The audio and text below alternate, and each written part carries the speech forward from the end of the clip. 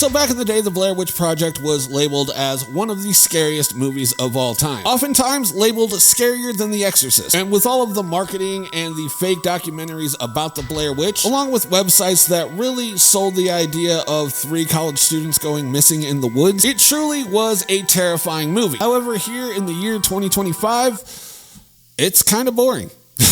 And today we are going to be talking about it, so let's get spooky.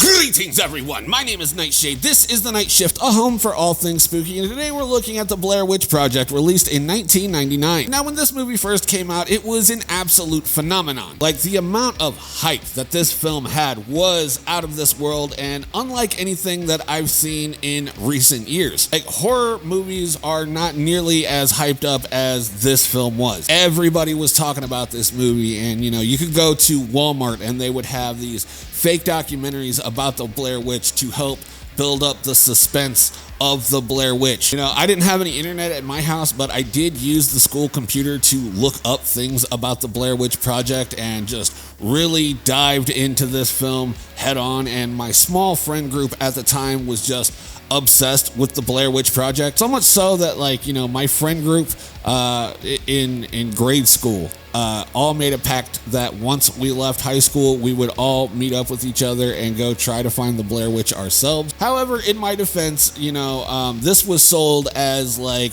a real event. Like, they took actual found footage of these 3 college students and edited it together to be put out on the big screen. It was sold to me as a child as a real event that really happened. And this movie was hyped as fuck. I can't say that enough. The amount of hype that was behind this film is unreal. Marketing behind this film was stupendous. It is not going to be outdone. And I don't think anybody's ever really even attempted to try to do something this cool with marketing. At least not in horror. I remember when The Dark Knight was about to be released, and there was a lot of hype behind it, and they also had an online marketing campaign where the Joker takes over Harvey Dent's website or whatever. And, that was fun, but it still wasn't as cool as the Blair Witch Project back in the day. Whoever was behind the marketing of this film did it absolutely right. I, along with several thousands of people, thought that this was some real shit. There were mockumentaries, there was 4 or 5 different mockumentaries at Walmart at one point in time. I had my mom buy me one, and my mom obliged because I think she was equally as curious. This is one of the horror movies that we both saw in the theaters together. I think we went and saw it with her friend Pam.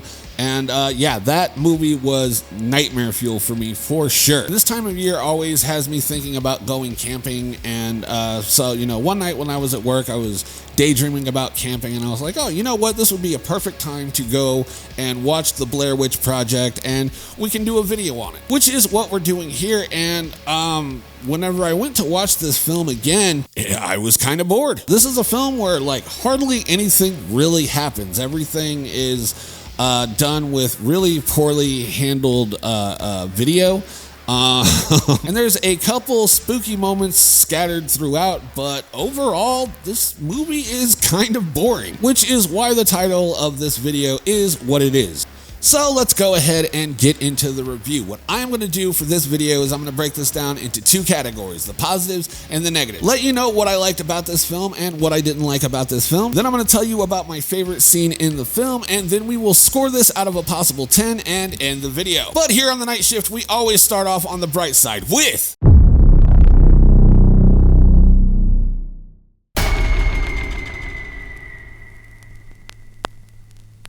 So this isn't so much about the movie rather than how the movie was filmed. The cast were shown how to use their cameras and given a very loose script, and then they were told to fuck off and go into the woods and film what they got. And a lot of that really sells the authenticity of it, because a lot of this film is just a bunch of ad-libs.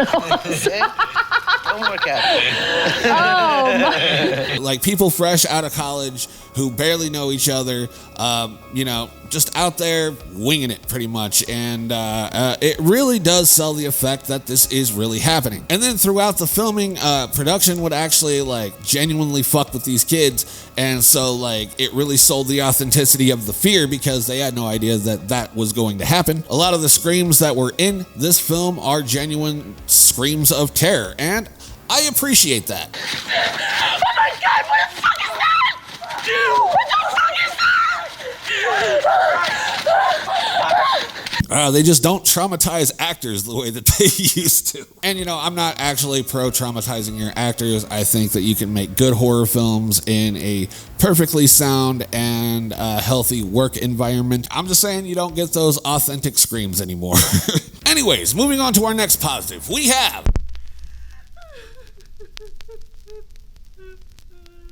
And this also doesn't have much to do with the actual movie itself, but I love the concept of this film. Now, although this isn't the first found footage movie of all time, it is one that did reintroduce the genre to the mainstream. And I know not everybody is a fan of found footage movies, but I am. It sells realism for me because it's all shittily done. It's all something that I could have done with my cell phone or something like that. It really sells the realism of it for me. They genuinely put me on edge, and it really helps suspend my disbelief in a horror movie. So with the concept of this movie being a found footage film, it really helps the immersion of the filming for me, and it really sells it. It really genuinely causes dread in you know, found footage flicks. And I love them because it really gets my anxiety and fear up. And that's a feeling that I don't often get when watching, you know, well-produced horror movies or even not well-produced horror movies. So the concept of this being a found footage film really just sells it home for me. Now, moving right along to our final positive, we have...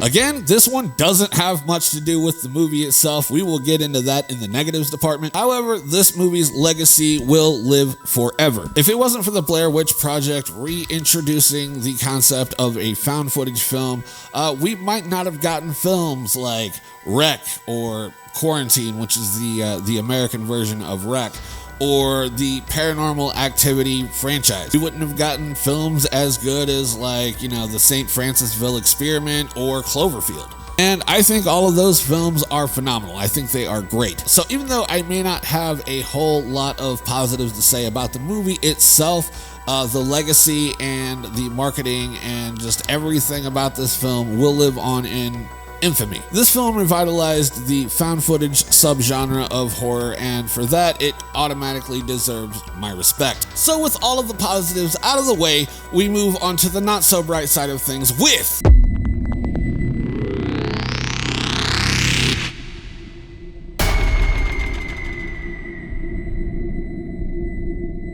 Much like the title of this video suggests, this film is actually quite boring. The first act in this film is just these kids talking to these small town folk about the Blair Witch. And in the second act, a lot of nothing happens. It's a lot of kids, it's a lot of these kids just talking about how they got lost and how they can't really find their way back home. Seriously fucking positive those weren't there? I am seriously fucking positive these were not here. How would we have, like, just made a campsite in between 3 piles of rocks just by coincidence? Did you take it? No, I didn't take the fucking map, man. I'm not playing head games, man. If anyone's playing head games, you're playing head games, but I'm not playing head games. And that's it. We gotta come across something. I gave you back the map, Heather. I gave you the map. I gave you back the map. All I'm saying is we can move as fast as we want, but if we have no fucking clue where we're moving to, then it really doesn't matter, We're does following the creek, and Mike seems satisfied with that. You guys stop it! Why you can't map in the creek either? A lot of pointing fingers at each other and, you know, yada, yada, yada. And a lot of nothing happening. And, you know, rewatching this in the year 2025, it doesn't have the same impact. You know, back in 1999, I believed that this shit was really happening and these were real college students that really went missing. However, here in the year 2025, I know that that's all bullshit and that was just part of the marketing, which really kind of helped sell the movie back in 1999. But here in 2025, I know that it's all fake, and I know that nothing really happens in the middle act. Like, it just kind of drones on and on and on, and nothing really happens towards the end of the first act all the way up to the end of the second act. The movie doesn't really seem to get scary. Like, we get one tent shaking scene, that's it, and then one of the kids goes missing, and then we get the third act where they find the house, and that's a genuinely creepy moment. But from point A to get to point B, which is the good shit, nothing happens. So it does get very, very boring very quickly. So moving on to my final negative, we have...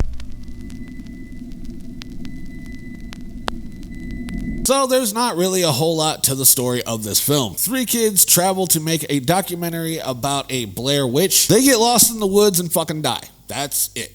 There's not a whole lot to chew on as far as story goes. Like, sure, we get a little bit of the backstory of the Blair witch and the happenings and the events that happened surrounding the Blair witch. But as far as the movie itself, there's not really much story at all. And had we had like some good story and like even better lore and even some effective, like more creepy visuals, maybe this would have scored higher for me this go around. But you don't really see anything that happens, so that kind of sucks. But then also there's not much story, and story for me is the number one thing that any movie should have. You should have a good story at the very least. But this film doesn't have much story at all. This is mostly plot, hardly story. And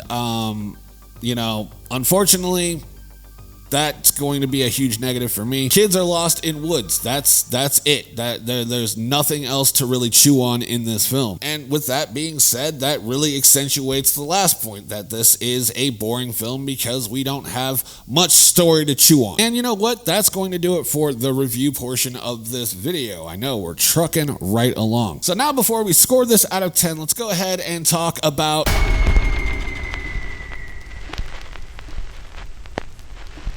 So obviously my favorite scene is going to be the ending of this film, because that's the only time anything substantial actually happens. Even though there's not much of anything happening at all, there's just a lot of excitement, a lot of camera jitters, and it creates a false sense of excitement and fear.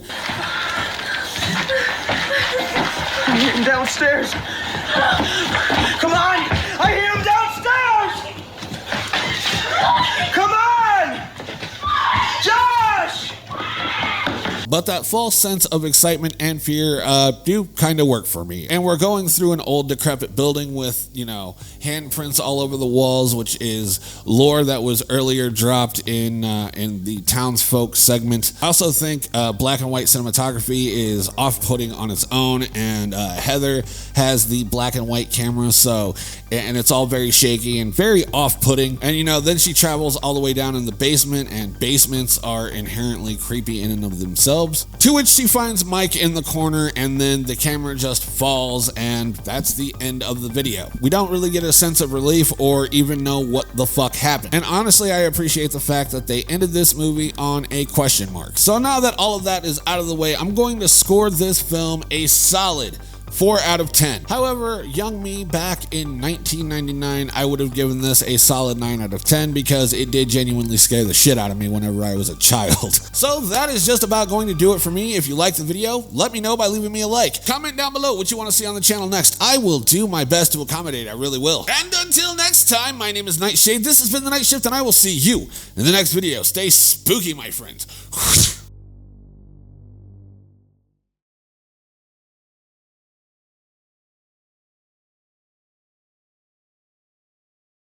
If you are still watching, then congratulations. You made it to an exclusive club here on The Night Shift known as the Spooky Squad. So let me know that you are part of the Spooky Squad by commenting Spooky Squad 2025 in the comments below. I will be having like some announcement segments in this area of the video here at the very end, because the people that I think would care about them are the people that watch the videos all the way through. You know, I'm reworking this mask and making it a little bit more refined and a little bit spookier, and just something that fits a little bit better. And whenever it's done, I'm going to debut it here on the Spooky Squad segment of these videos, and it's going to be a really fun time. And I might also be doing a giveaway for masks sometime in the future. Stay tuned. All right, so I got to film Friday's video, so I'll catch you guys on Friday. Peace.